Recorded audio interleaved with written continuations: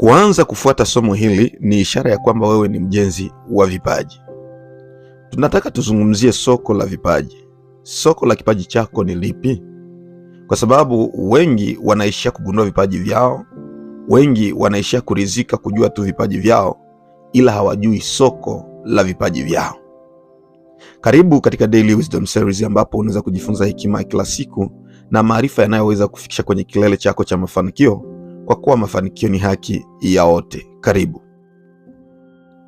Kipaji chako hakiwezi kutumika popote, hakiwezi kutumika mahali pote tafadhali.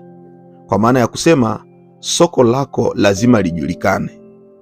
Huwezi kusema kwamba watu wote wanahitaji kipaji chako, kwa sababu Mungu aliwatolea binadamu vipaji tofauti tofauti kwa sababu ya kufaidiana. Alijua ya kuwa huyu atastahili hapa na huyu atahitajika hapa.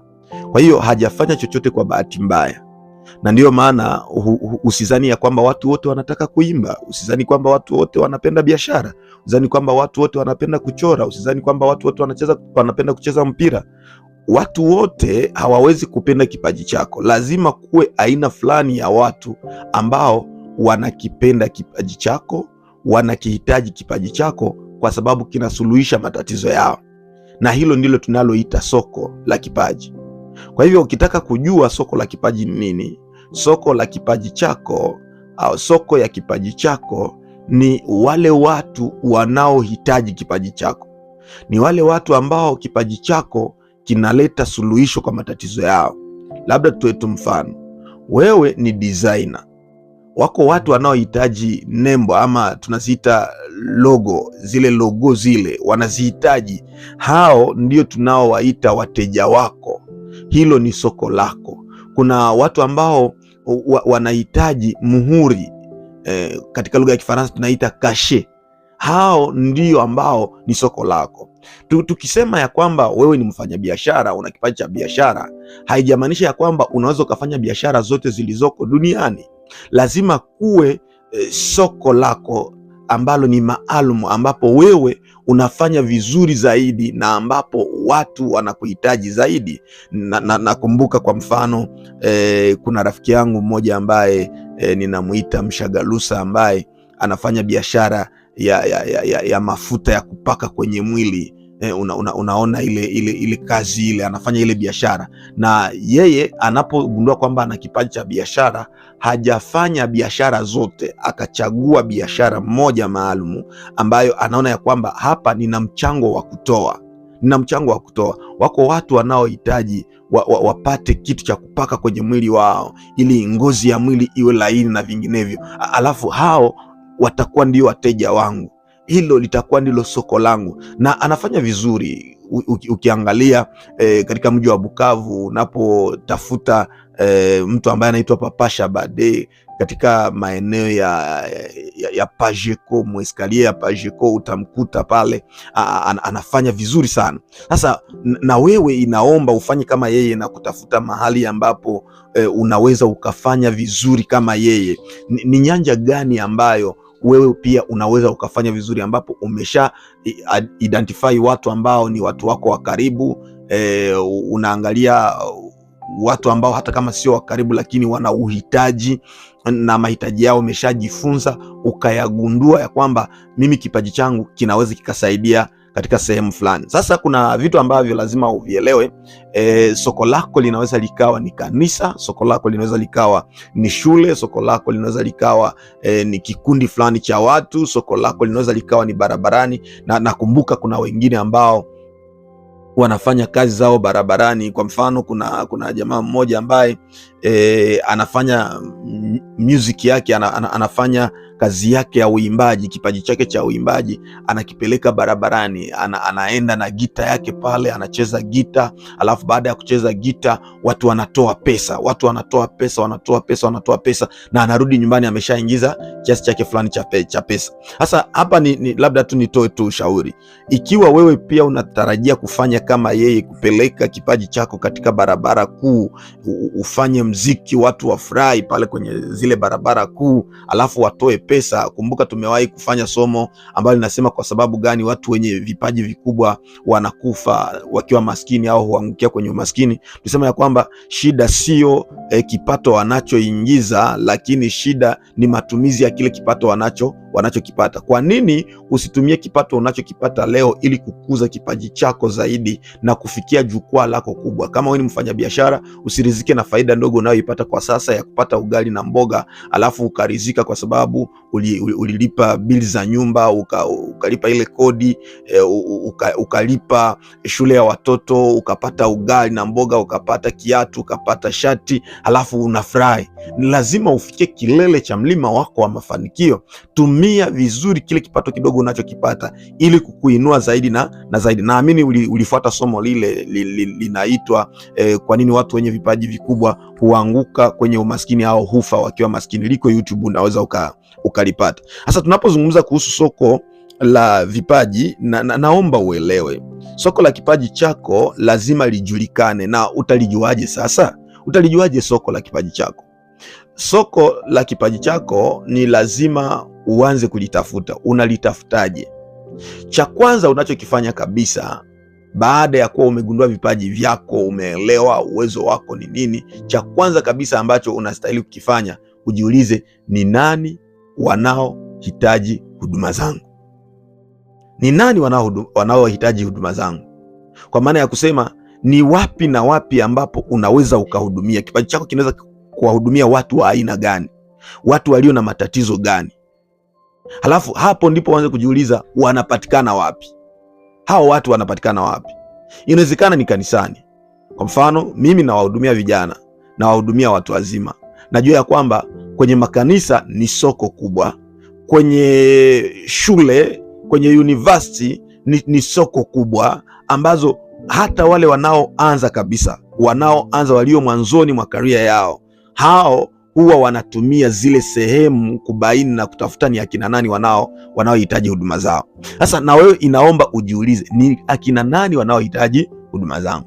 Na nakumbuka kipindi fulani ambacho nilikuwa nataka kufanya biashara ya sabuni, nikaanza kujifunza ni akina nani wanaohitaji sabuni, lakini nikuta ya kwamba ukipita nyumba kwa nyumba na wewe umejigundua kwamba una kipaji cha biashara na ukajiwekeza sana katika biashara ya sabuni, inaomba utembelee maduka zinazouza kwa bei ndogo ndogo, ili wao wanarangua vile vitu ambavyo ni vingi. Lakini ikiwa unataka kufanya biashara ya sabuni kwa mfanyabiashara mdogo mdogo, ni lazima utapita nyumba kwa nyumba, waulize, je, mnahitaji sabuni? Na je, mnaonaje kama nikiwa ninawaletea sabuni kila mara? Yaani unajifunza hitaji la watu na ni namna gani wewe unaweza ukawasaidia. Usijidanganye kwamba lazima watu watakuta mahali ulipo. Wakianza kukuta mahali ulipo, itakuwa ni matokeo ya kile ambacho ulichokifanya miaka iliyopita. Kwa hivyo iwe ni biashara, iwe ni kipaji, cha kwanza tafuta kipaji cha biashara tafadhali. Ikiwa ni kipaji cha biashara, ikiwa ni cha uchoraji, ikiwa ni kipaji cha kuzungumza katika hadhara, ikiwa ni kipaji cha aina yoyote ile, tafuta kujua wateja wako ni akina nani. Ni akina nani wanaohitaji kipaji chako? Utawapata wapi? Anza kuwatafuta. Unapoanza kuwatafuta, kitu cha pili sasa ambacho utakifanya, anza na mtu mmoja mmoja. Kipaji chochote kile, ikiwa hakuna anayejua kwamba unakimiliki, basi kitapotea, kitabaki cha kwako peke yako. Lakini wajuze watu. Baada ya kugundua kwamba ni wao ndio wanaohitaji huduma zako, nenda uwapashe. Kuna aina nyingi za kuwapasha watu ambao umegundua kwamba wao ndio soko lako, na aina ya kwanza ni kuwaona mtu mmoja mmoja. Aina ya pili ni kupitia barua.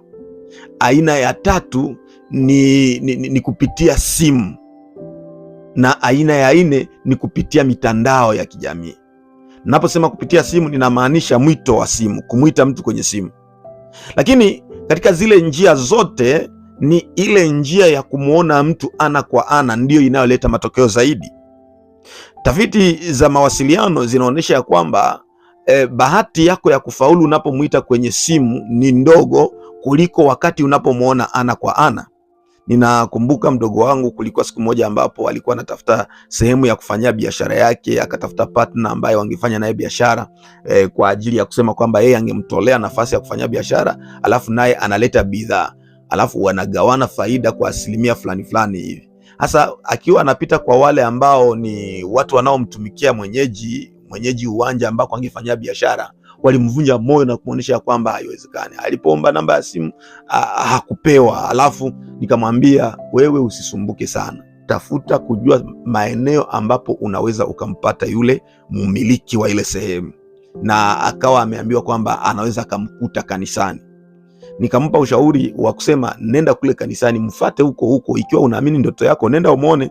Lakini bahati nzuri ni kwamba alipoenda kumuona alipokelewa na akaanza kushangaa, mbona walikuwa namueleza kama mtu mmoja hivi wa ajabu, lakini naona tu namna ambavyo amenipokea tu ni mtu ambaye ni rahisi sana kuzungumza, na tumezungumza tu vya kutosha.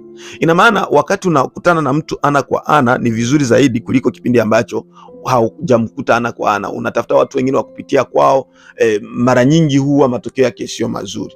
Kuna vipindi na kuna aina ya watu ambao lazima upitie kwa watu wengine ili uwapate, ila ushauri mkuu sana ni kwamba nenda moja kwa moja kumwona yule mhusika, ukazungumze naye. Kwa hivyo unapoanza kutafuta soko la kipaji chako, hakikisha unaona mtu mmoja mmoja.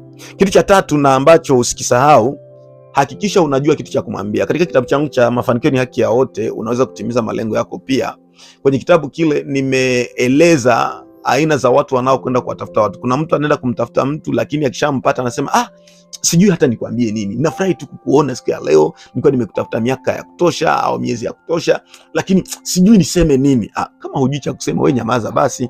Lakini sasa ni vizuri usiwe kama wale.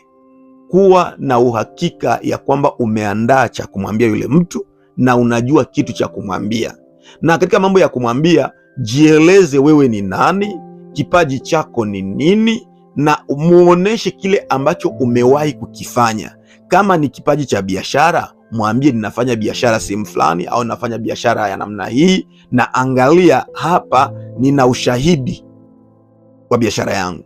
Kama we ni designer, muoneshe kazi ambazo umewahi kuzifanya. Kama we ni mwandishi, mwambie vitabu ulivyoviandika, mwambie atembelee platforms zako ambazo ndani yake unarusha maandishi yako.